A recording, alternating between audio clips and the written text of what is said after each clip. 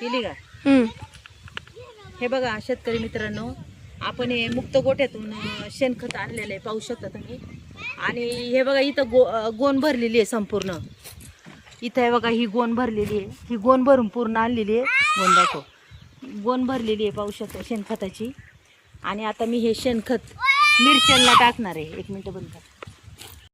केला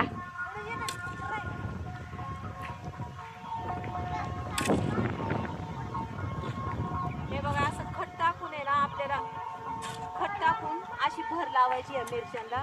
मिरच्या बी दाखव. मिरच्यांना भर लावायची आहे बघा. आता मी इकडे खत टाकते.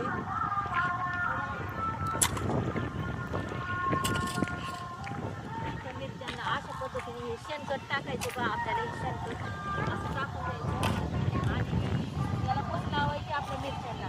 म्हणजे मिरच्या अजून छान अशा बघा. आता माझा नातू बी मला लागलाय टाकू लागायला. पण नक्कीच सांगा मला, हे कसं काय वाटतं तुम्हाला हे टाकायचं? म्हणजे याने भरपूर फायदा होतो.